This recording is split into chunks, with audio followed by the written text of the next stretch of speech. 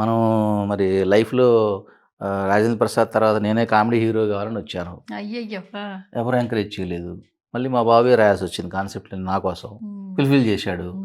అవి ఏమైపోయినాయి దినదిన అభివృద్ధి చెంది ఇప్పుడు సీరీస్ రూపంలోకొచ్చినాయి. సూపర్.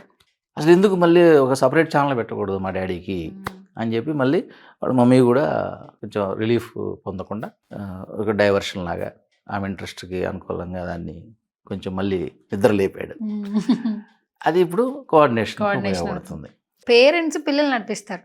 ఒక ఏజ్ వచ్చే వరకు కూడా. ఇక్కడ చూస్తే మీ పిల్లలే మిమ్మల్ని నడిపిస్తూ ఉన్నారు. Yes. ఆ విషయంలో అది మాత్రం మేము చాలా అదృష్టం. డెఫినెట్‌గా భగవంతుడికి కృతజ్ఞతలు చెప్తున్నాము. పిల్లలు వాళ్ళు మన సూపర్విజన్‌లో అది కరెక్ట్‌గా ఉంటే వాళ్ళు ముందుకెళ్తారు. మేము కూడా అరే ముసలివాళ్ళం అయిపోతున్నామే, అరే ఎనర్జీస్ లెవెల్స్ పోతున్నాయి, తలనొప్పి ఇంకోటి అని కాకుండా కలిసి పని చేసుకునే దానికి ఒక వేదిక దొరుకుతుందిగా. మళ్ళీ ఊరికే ఏం చేయట్లేదుగా.